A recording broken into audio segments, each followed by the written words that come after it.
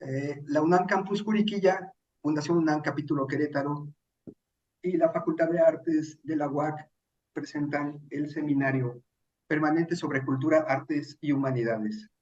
El día de hoy tenemos a la maestra María Andrea Hernández. Muy buenas tardes. El tema del día de hoy es el paralelismo entre la belleza del barroco y la belleza sublime del romanticismo. Bueno, muy buenas tardes. Hoy, como nos comentaron, voy a hablarles sobre el barroco y el romanticismo y sobre todo el paralelismo que podemos encontrar entre la belleza trágica del barroco y la belleza sublime que se da en el romanticismo. Primero que nada, vamos a hablar sobre el concepto de belleza. La belleza comienza su conceptualización hasta la época antigua en Grecia, cuando se empieza a entender como el orden que posee dentro de sí un objeto, pero también algo que genera orden al exterior de sí mismo. Por esto mismo, la belleza la encontramos, por ejemplo, en los templos griegos, a partir de los distintos órdenes, la simetría, la perfección, pero también en esta búsqueda dentro de la escultura y a veces incluso de la pintura. Dentro de la antigüedad se definió la belleza principalmente a partir de dos corrientes filosóficas y dos pensadores que son los más importantes, o a partir de los cuales se ha definido la belleza y el pensamiento occidental, que son Platón, por supuesto, y Sócrates. Para Platón, la belleza él la define como algo que está por encima del mundo sensible, que se relaciona únicamente con la realidad eidética y suprasensible. Para él la belleza reside principalmente en la idea y cree que solo a partir de la idea se puede entender. Platón nos deja la belleza como algo muy ambiguo, algo que no podemos comprender del todo y sobre todo algo que no se puede materializar de forma tan sencilla. Mientras que, por su parte, Sócrates nos habla de la belleza como algo que está dentro de la esencia y de las cosas, pero cuya manifestación es lo sensible. ¿Qué pasa con Sócrates? Él le da un concepto a la imagen. Digamos que Platón ya había definido un poco lo que era la imagen de la belleza y Sócrates ya la conceptualiza por completo y nos dice, es bello lo que es valioso por sí mismo y lo que a la vez nos agrada. Ojo, aquí Sócrates también nos empieza a hablar de algo importante, de la percepción individual de la belleza. Es bello lo que es valioso por sí mismo y lo que a la vez nos agrada. Desde aquí, desde Sócrates, viene esa idea a veces errónea de que la belleza es algo que me gusta. Si me gusta, eso significa que puede ser bello, cuando esto no necesariamente es verdad y lo vamos a entender precisamente con la belleza trágica del barroco y la belleza sublime del romanticismo, que no necesariamente puede ser algo que nos agrade. Vamos a hablar un poco sobre el contexto histórico que se da durante el barroco, que se da durante el siglo XVII.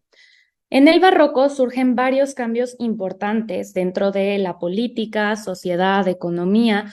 Obviamente estamos hablando del mundo occidental, específicamente en Europa. Primero que nada, la Guerra de los 30 años.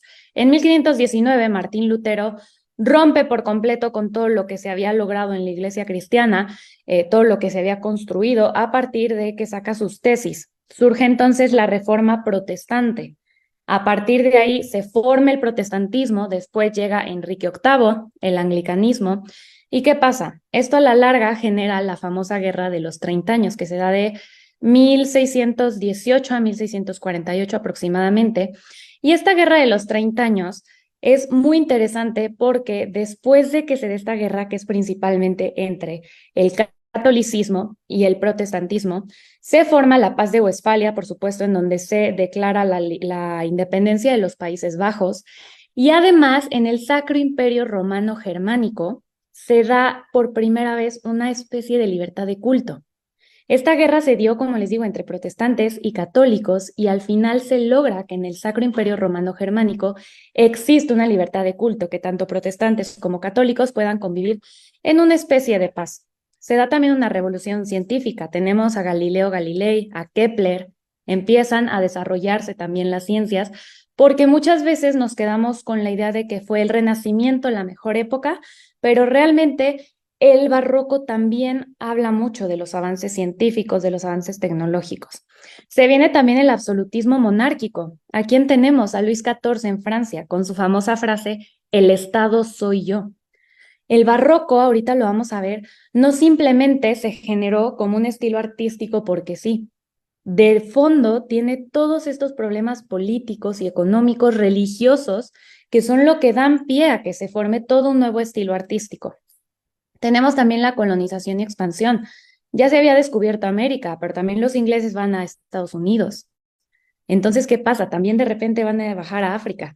Empieza toda esta colonización de las nuevas tierras que a la vez generan un nuevo conflicto comercial y económico en Europa. Y por supuesto, como les mencioné, los cambios religiosos que se dan con el protestantismo y con el anglicanismo. Esto fue desastroso para la Iglesia Católica. ¿Por qué? Porque tenían cientos de miles de creyentes y de repente se fueron reduciendo. Y esta reducción, ¿qué generó? Obviamente no solo el descontento espiritual, sino también un problema económico, que esto fue afectando, por supuesto, a los países como España, Italia, Francia, que eran católicos por antonomasia. Y entonces se da el barroco. El barroco viene después del Renacimiento y el manierismo. En 1520, que muere Rafael, muchos colocan ahí los inicios del manierismo. El manierismo es un movimiento que se da después del Renacimiento porque los artistas quieren pintar a la manera de los grandes maestros, digamos, como precisamente Rafael Sanzio. Este manierismo también lo que genera es un cierto descontento con la perfección artística y entonces dicen, vamos un poco más allá y la pintura se empieza a volver un poco filosófica. Pero después llega el barroco, ¿por qué? Por la reforma y la contrarreforma. Primero se da la reforma protestante y entonces la Iglesia Católica, ¿cómo responde? Con el Concilio de Trento, con la contrarreforma. En este Concilio de Trento, las autoridades eclesiásticas del catolicismo se juntan y dicen, ¿qué vamos a hacer para dejar de perder a tantos adeptos de la Iglesia? Y dentro de esto, claro, obviamente se generan los evangelios apócrifos, los evangelios que sí entraron a la Biblia, pero en cuanto al arte surge el barroco. ¿Qué pasa? Quieren regresar un poco a ese arte adoctrinador y aleccionador de la era medieval, pero ya no pueden regresar a la estética medieval, ya pasaron por el Renacimiento. Entonces se genera un nuevo arte en el que la iglesia es capitana y tiene todo el mando sobre qué se va a hacer en cuestión artística. Por eso las iglesias son tan exuberantes, tan llenas de objetos. ¿Por qué? Justamente porque se nos viene el horror vacui, horror al vacío, palabras clave del barroco. Existe un claro énfasis en la ornamentación exuberante y la decoración detallada. El protestantismo que dice, vamos a ser austeros. Después de que se construye el Vaticano San Pedro con el dinero de las indulgencias plenarias, ellos dicen, vámonos a lo contrario, nosotros vamos a ser austeros, no tenemos imágenes, no tenemos íconos. Entonces aquí se genera este horror vacuo, horror al vacío. Por eso vemos todas las pinturas, las iglesias y están llenas de cosas. Se viene también el chiaroscuro o el claroscuro, que lo vamos a ver principalmente con Caravaggio. Los artistas barrocos dominaban la representación de la luz, creando contrastes dramáticos entre las áreas iluminadas y las zonas en sombra en sus pinturas. También se genera este contraste importantísimo entre luz y sombra. ¿Por qué? Porque esto apoya esa idea de teatralidad y de drama de las pinturas. También tenemos una fuerte presencia de la religión y el espíritu, porque con la contrarreforma se busca revitalizar y reafirmar la influencia de la Iglesia Católica. Y por supuesto, la teatralidad. Las obras muestran una marcada teatralidad y dinamismo en la representación del sujeto e incluso en el objeto. Esta teatralidad es importantísima en el barroco. ¿Por qué? Porque lo que están buscando es que la gente se acerque a la iglesia a través de la imagen. Una vez más, la imagen, el arte, la obra de arte, se vuelve cataclísmica para la concepción religiosa. Y entonces llegamos al concepto de lo que es la belleza barroca. La belleza barroca va más allá de un bien y el mal. Muchas veces el barroco lo tenemos catalogado como este movimiento moralista de la iglesia. Va mucho más allá del bien y el mal, va hacia el sentimentalismo, hacia la base misma de la espiritualidad humana, porque busca apelar a este espíritu para el acercamiento a la iglesia católica. También se busca lo bello a través de lo feo y lo verdadero a través de lo falso. Surge, por ejemplo, palabras e imágenes con el trampantojo, trampa al ojo, imágenes en las que lo verdadero se comprende a través de lo falso. Empezamos a ver estas imágenes dramáticas, teatrales de los santos, en las que sabemos que existe un cierto grado de falsedad, pero hay una verdad aparte de esa falsedad. Es dramáticamente tensa. Esto lo vemos, por ejemplo, con las culturas de Bernini, el rapto de Proserpina. Esa no la vamos a ver porque no nos compete religiosamente, pero vemos ese dramatismo tenso, un dinamismo. En las obras del barroco todo el tiempo existe movimiento, no hay silencio, no hay estabilidad. También hay una remisión recíproca entre todo y el detalle. En las obras barrocas importa que exista una armonía entre esta totalidad de personajes, pero también entre cada detalle. De ahí también el horror vacui. Claro, no queremos un lienzo vacío, no, pero tampoco vamos a agregar elementos que carezcan de un valor. Tienen que tener, aunque sea algo de simbolismo. Y también en el barroco se da la tragedia. ¿Qué pasa con el barroco? En el barroco recordamos históricamente, por supuesto, a las monarquías absolutistas, recordamos la Reforma, recordamos la Guerra de los 30 años, pero también ¿qué pasó? En los países del norte hubo una helada como no se había visto hace décadas en Europa. Se dio la peste negra. Hubo varios problemas económicos, políticos. De repente, ¿qué pasó? Se descubrió América. Entonces las rutas comerciales cambian por completo. Y eso hace que la muerte, el dolor, la pérdida, la lucha y un constante sentimiento de desasosiego formaran parte de la cotidianidad de los barrocos. Los pintores barrocos, los artistas barrocos y la sociedad barroca, ¿qué pasa? Estén en un constante estado de desasosiego. No viven momentos de paz, no viven momentos de estabilidad, viven un momento en el que de repente ya no sabes si ser católico, ya no sabes si ser protestante. Ya no sabes si tu negocio va a seguir a flote, porque de repente ya existen nuevas rutas comerciales, pero el rey es un absolutista monárquico. Entonces, todo empieza a cambiar y todo se empieza a alterar en la concepción de la mente de la gente del siglo XVII. Y después, por otra parte, tenemos en el siglo XIX, 2 siglos después, el romanticismo. Este siglo XIX es de suma importancia para la humanidad en cuestión filosófica y en cuestión tecnológica. Primero que nada, llega un nacionalismo. ¿Hay un nacionalismo en qué sentido? Estamos hablando de la época de después de la Revolución Francesa, después se viene la Revolución Americana. Entonces empieza a haber un sentimiento de nacionalismo. ¿Por qué? Porque también las fronteras geográficas empiezan a cambiar. Se empiezan a formar naciones y se empiezan a unir reinos. Se vienen revoluciones y guerras, como les digo, la Revolución Francesa. La Revolución Francesa fue un parteaguas en la historia de la humanidad. ¿Por qué? Porque nunca antes el pueblo le había cortado la cabeza a un rey. Y de repente en 1789 el pueblo se atrevió. La concepción de la monarquía absolutista cambia por completo. Ya después se viene el despotismo ilustrado, ¿no? Con Catalina la Grande en Rusia, por ejemplo. Se viene también la industrialización. Se empieza a gestar la revolución industrial en Inglaterra. Esto hace que también cambie por completo la noción del tiempo, del trabajo, de la individualidad de la persona. Se viene el imperialismo. Surgen todas estas colonizaciones en África y entonces surge el imperialismo, el gran imperio de Gran Bretaña, por ejemplo. De repente la reina Victoria tenía a su mando una cantidad de kilómetros que no habían tenido reyes europeos hace décadas. Se viene la ciencia, avances tecnológicos, hay movimientos de reforma. ¿Qué pasa? Surgen las sufragistas, los abolicionistas en Estados Unidos con la esclavitud. Todo esto nos habla de una sociedad que ya va mucho más rápido y que su filosofía, su forma de pensar está cambiando y está evolucionando. Se viene también literatura clásica como ¿qué? Como Los Miserables de Víctor Hugo, Jane Austen, Dostoyevsky, todas estas novelas que forjaron también el pensamiento de nuevas generaciones.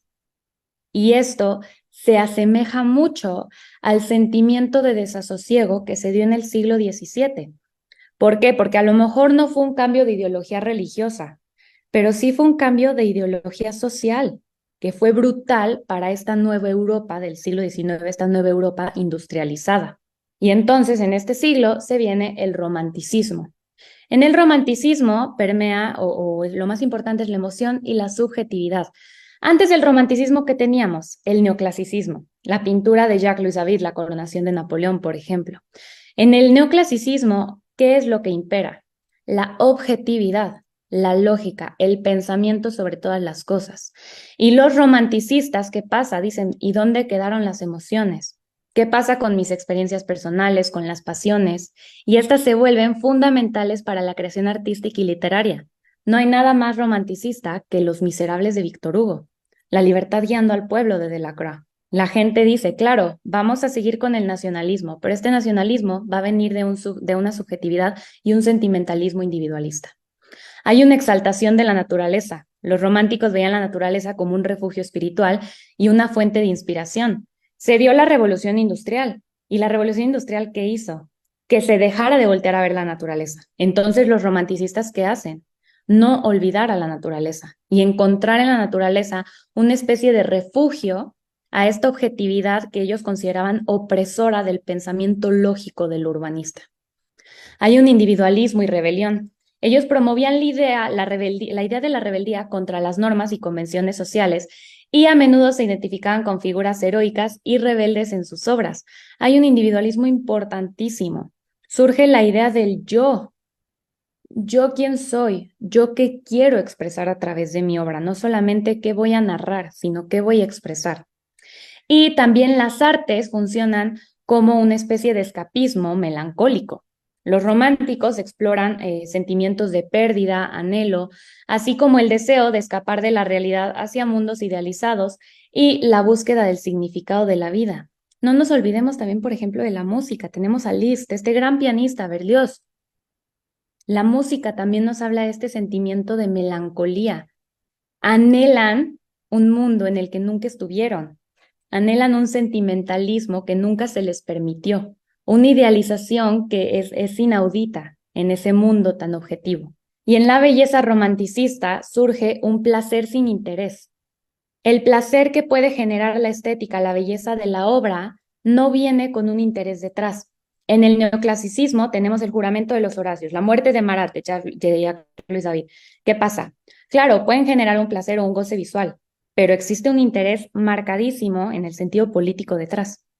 Hay una finalidad sin objeto. La finalidad es expresar, pero expresar que no lo sé. No hay un objeto detrás de esa finalidad. Universalidad sin concepto. Sus obras son universales, pero no hay un concepto detrás. En las obras de los romanticistas es difícil conceptualizar exactamente lo que estamos viendo. Y hay una regularidad sin ley. Esto viene dicho por Kant, Immanuel Kant, que él genera toda una nueva filosofía romanticista. Y es curioso porque Kant desdeñaba a los románticos, decía, es que no, ellos no representan mis palabras, pero los románticos lo tomaron a él y a Goethe como los filósofos más importantes de su movimiento. Y surge algo importantísimo en el romanticismo, lo sublime, el concepto de lo sublime. Precisamente Immanuel Kant sostenía que la experiencia de lo sublime trasciende el placer y la belleza convencional y se relaciona con la capacidad de la mente humana para enfrentar lo infinito o lo amenazante y a pesar de ello encontrar un sentido de grandeza y poder. Esto nos recuerda mucho al barroco, a la idea de encontrar la belleza en la fealdad, la verdad en la falsedad.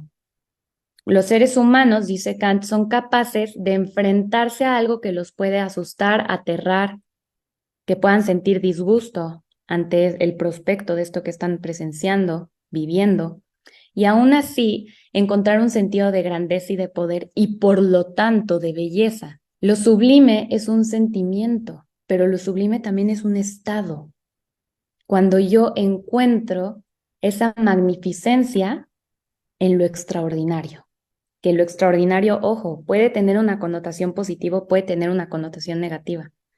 Lo que nos maravilla deja de tener que ser bueno, bonito, agradable. Puede ser desagradable, puede ser feo, puede ser grotesco incluso, como vamos a ver ahorita con la obra de Jericó. Y entonces, ahora vamos a empezar a analizar qué pasa con las obras, porque ya vimos todos los conceptos, el fondo histórico, pero vamos a analizar las creaciones artísticas que se dieron tanto en el barroco como en el romanticismo y va a ser innegable el paralelismo que existe entre ellas. Primero que nada tenemos El éxtasis de Santa Teresa, esta obra de Gian Lorenzo Bernini, el gran escultor del barroco.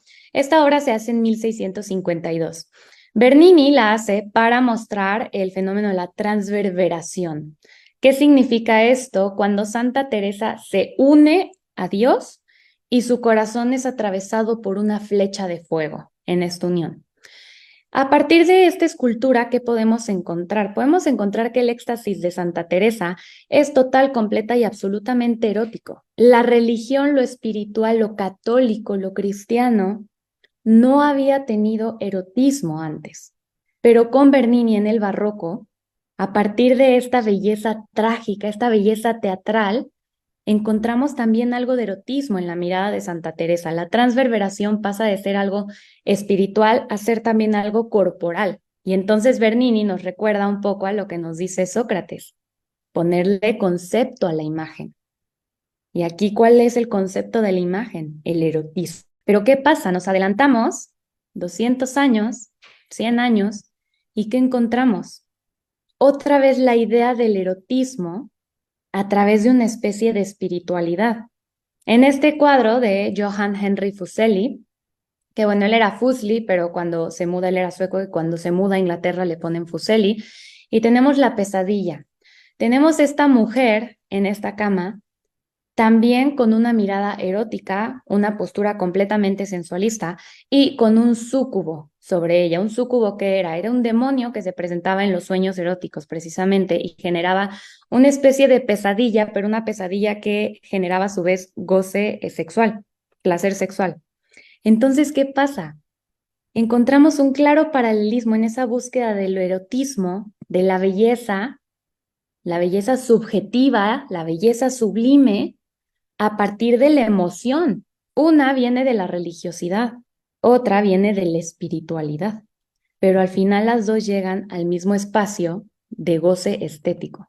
Después tenemos estas dos obras, que el paralelismo es impresionante. Tenemos La Medusa de Caravaggio, de Caravaggio da Merici, este artista famosísimo que es precisamente el pionero del chiaroscuro, y Estudio de miembros amputados de Theodore Géricault de 1819. Aquí hay casi 300 años, 200 años de diferencia. Caravaggio, ¿qué está pintando? Está pintando a Medusa, un sujeto de la mitología que Perseo la decapitó, y entonces está viendo con horror el momento en que es decapitada. Está contemplando ese momento. ¿Y qué vemos? La sangre que emana del cuello, el terror en los ojos, el dinamismo, la teatralidad, el dramatismo en las serpientes que se retuercen alrededor de su cabeza. Y por otro lado, ¿qué encontramos en Géricault? Encontramos también una cabeza decapitada, encontramos también muerte, encontramos también sangre, pero de una manera completamente distinta en el sentido de la muerte. Aquí la muerte es algo inminente, aquí la muerte es algo irremediable. ¿Y qué pasa? Géricault, estos estudios de miembros amputados, no los hizo como un cuadro en sí mismo. ¿Qué quería Géricault? Géricault quería hacer estos estudios para representar el momento o la obra de la balsa de la Medusa, una pintura que está representando un momento fatídico en la historia de Francia, cuando un barco encalló cerca de las costas de Mauritania y de 115 pasajeros, de 150 pasajeros, sobrevivieron 15 en los 30 días que estuvieron a la deriva. ¿Y esos 15 cómo sobrevivieron? Recurriendo al canibalismo. Entonces Géricault, en pleno siglo XIX, nos está mostrando esa muerte, esa crudeza, de la misma manera en la que nos la representó Caravaggio. Pero Caravaggio, ¿de qué nos estaba hablando? De la tragedia teatral de su tiempo. Géricault, ¿de qué nos estaba hablando? De la tragedia real de su tiempo. Pero el paralelismo es impresionante en cuanto a la belleza que encontramos en la tragedia, y aquí una belleza sublime en la inminencia de la muerte. Por otro lado, tenemos la obra de La muerte de Sardanápalo, de Eugène Delacroix, el mismo artista de La libertad guiando al pueblo. Sardanápalo es un rey legendario, se supone que existió de Nubia, en Asiria, y él perdió una batalla contra Surbanipal, su hermano, otro rey de Asiria. Todo esto no se sabe si sí fue real, pero se supone que cuando Sardanápalo vio la muerte como algo inminente, prefirió matar a sus caballos, a sus amantes, y suicidarse y prender su ciudad en llamas antes de que cayera en manos de Asurbanipal. Aquí estamos viendo una pintura completamente romanticista, completamente sublime. ¿Por qué? Porque es bellísima. Las posturas, la piel, la iluminación, la composición, claro que es bella, a partir de lo sublime. ¿Por qué? Porque estamos contemplando algo trágico, algo terrible, y aún así entendemos la grandeza de la obra y la grandeza del acto. Terrible, pero grandioso. Y lo mismo pasa con el rapto de las hijas de Leucipo de Peter Paul Rubens durante el barroco.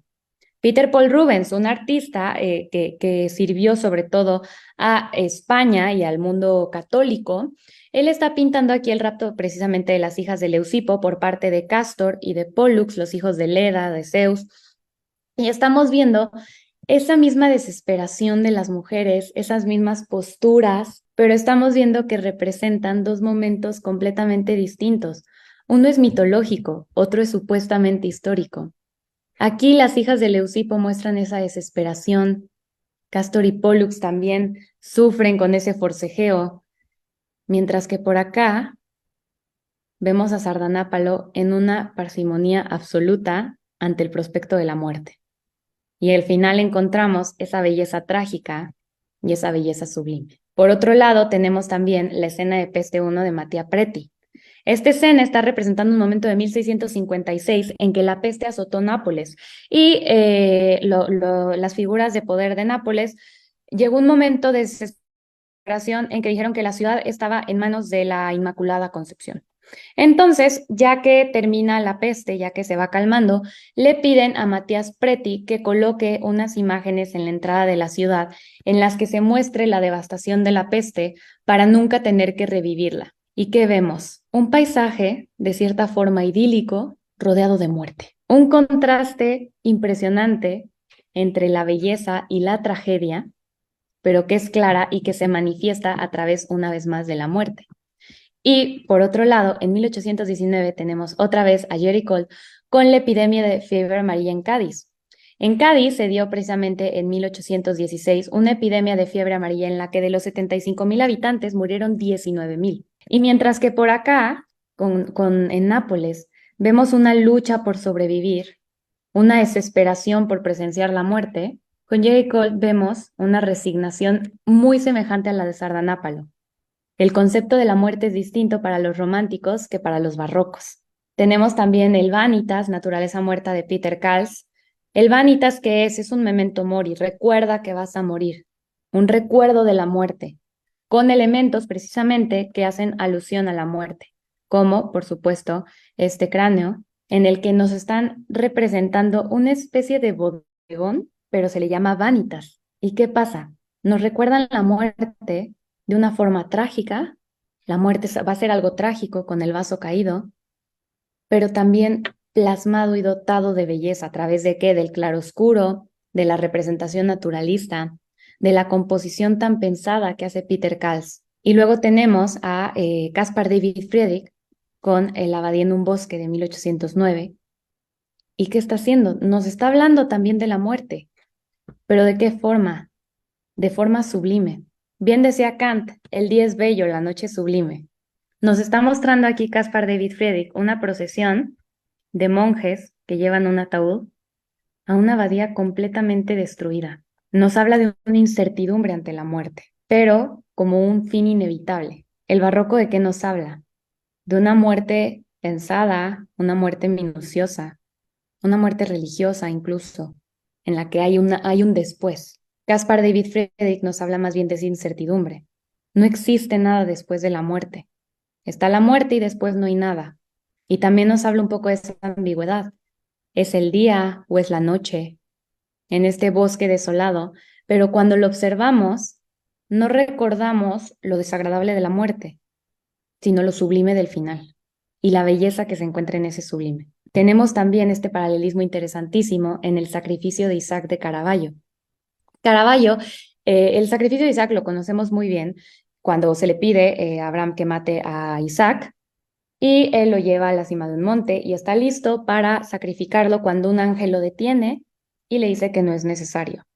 Siempre en el sacrificio de Isaac se nos mostraba a un Isaac antes del barroco y antes de Caravaggio, a un Isaac que había aceptado la muerte, un Isaac sumiso, un Isaac tranquilo. Caravaggio, ¿qué hace? Nos muestra a un Isaac que no quiere morir, un Isaac que su padre lo está asesinando, que su padre lo va a sacrificar. Vemos aquí el sufrimiento trágico, dramático, teatral en el rostro de Isaac. Y vemos también el dinamismo. ¿Por qué? Porque Caravaggio no decide mostrar cuando están subiendo al monte, cuando va llegando el ángel, cuando ya no lo sacrificó. Está mostrando el momento justo en que el ángel está deteniendo el sacrificio. Todo esto dramatizado y enfatizado el drama a partir del claroscuro. ¿Y qué pasa otra vez, una vez más?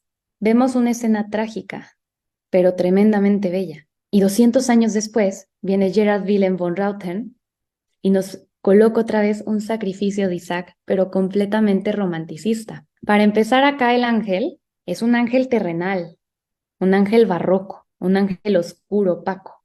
Acá que nos muestra un ángel que desde inicio está bajando del cielo. Este ángel ya está en la tierra, este ángel aún no.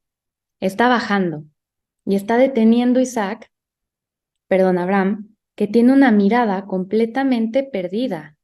Es un Isaac arrepentido, un Abraham que no quiere sacrificar a su hijo. Pero por su parte, ¿qué vemos? Isaac está representado con una postura que recuerda al sensualismo de las Venus. Es una postura que de hecho recuerda mucho a la postura de la pesadilla que acabamos de ver de Fuseli. Y vemos además una resignación, pero no una resignación a través de la fe religiosa, una resignación a través del prospecto de la muerte como lo inevitable, una resignación de la muerte como lo sublime. La reconocemos, sabemos que es inevitable, que es infinita, que es terrible, monumental, grandiosa, y entonces es sublime. Por otro lado, tenemos el Cristo crucificado de Diego Velázquez. Diego Velázquez es famoso por ser el pintor de la corte de Felipe IV, por su cuadro de las Meninas, por supuesto, pero Diego Velázquez también recordemos que es un artista del barroco, un artista que formó parte también del imaginario religioso que se genera durante el barroco, y él pinta a este Cristo con un elemento distinto. Los pies no tienen solo un clavo, tienen dos. A partir de este cuadro empieza la moda en España de pintar a Cristo con 4 clavos por placer estético, por goce estético nada más. Nunca antes había importado el goce estético tanto en representar a Cristo. ¿Qué era lo importante? Hablar de su sacrificio, hablar de su muerte, hablar de su papel como el Salvador, hablar de su papel como hijo de Dios, pero hablar de su papel como sujeto dentro de la postura sensualista y como sujeto dentro de la estética y del goce visual no había sido contemplado. Y aquí Velázquez lo empieza a contemplar y coloca 4 clavos. ¿Por qué? Para que sea simétrico, para conseguir una imagen estética. Y por lo tanto, este Cristo crucificado es sumamente trágico porque alcanzamos a ver la sangre, reconocemos claramente que ha muerto, pero también es bellísimo. ¿A partir de qué? De la postura, de la luz, la esperanza después de la muerte, el tono de la piel. Cristo no está muerto. Cristo no es un cadáver en decadencia como la cabeza de Jericó. Cristo está muerto, pero no lo está. Es trágico, pero no lo es. La verdad detrás de la falsedad, la belleza detrás de la fealdad. Y por otro lado tenemos esta obra, El ángel caído de Alexander Cabanel, en la que está pintando ese momento que se narra en el Apocalipsis, en el que Lucifer cae del cielo para ser desterrado para siempre del amor de Dios. Y entonces vemos a este ángel caído, ¿y qué pasa? Por primera vez también nos están hablando del que sería Satanás, de la figura de Satanás, como algo extremadamente bello, extremadamente estético. Nos lo colocan con la postura, la musculatura, la anatomía, la belleza, la mirada de un héroe griego, de una figura bella, antes que una figura terrible, que una figura demoníaca. Lo vemos incluso con las alas de ángel todavía. Sabemos que está caído y vemos en su mirada esa furia, ese rencor, esa sed de venganza incluso. Vemos por detrás la batalla que todavía se está librando, pero sobre todo encontramos lo sublime, porque sabemos claramente de quién nos están hablando. Es el demonio, es el diablo, Satanás, Belcebú, como lo quieran llamar. ¿Y quién diría que sería un ángel caído? Se nos olvidó que había sido un ángel, y que un ángel además bello, sublime. Su mirada es terrible, pero es sublime. Y finalmente terminamos con esta reflexión. La tragedia también es sublime.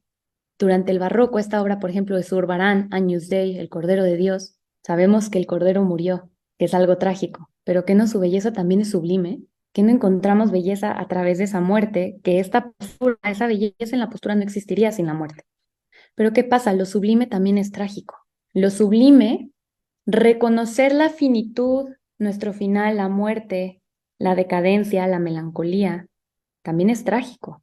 Es sublime, pero es trágico también. Y termino ahora sí con esta reflexión. La emoción humana es atemporal. Estas obras nos lo dejan muy claro. Esta obra, por ejemplo, El monje, de Caspar David Friedrich, la emoción humana es atemporal. Después del Renacimiento no hubo vuelta atrás para la emoción humana. En el Renacimiento sucedió algo muy similar a lo que sucedió Renacimiento barroco con neoclasicismo, romanticismo. Fue un objetivismo tal que no quedó más remedio que irse a lo subjetivo. Fue una lógica tal que no quedó más remedio que irse al sentimiento. Eso pasó tanto con el Renacimiento y el barroco como con el neoclasicismo y el romanticismo. ¿Y qué pasa también? La belleza es a veces efímera y es a veces eterna. Esta idea, comprender esto sobre la belleza, es cuando les hablo de la acción de lo sublime. Lo sublime es concepto, pero lo sublime es verbo. Entonces aquí estamos comprendiendo lo sublime de la belleza y su temporalidad o atemporalidad. Muchas gracias. Mariana Vázquez Mellados, excelente plática. José Ignacio Martínez, muchas gracias, excelente. Muchas gracias.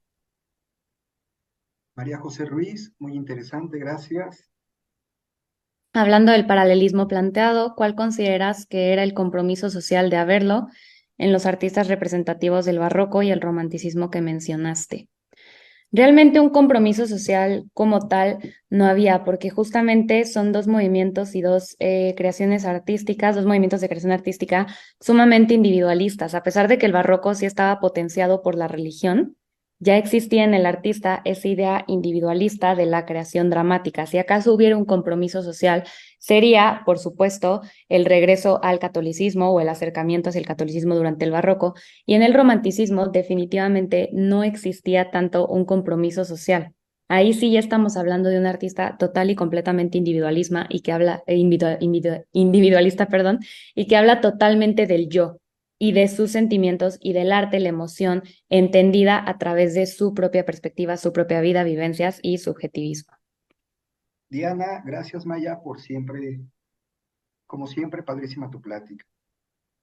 Bernardo Oz, muy interesante. Muchas gracias maestra por su plática. Interpretaciones de la cultura, la educación y las artes, la Jefatura de Investigación y Posgrado, Centro de Investigación en Artes y Humanidades y de Fundación, por parte de Fundación UNAM, te queremos agradecer por esta participación y al maestro Jesús.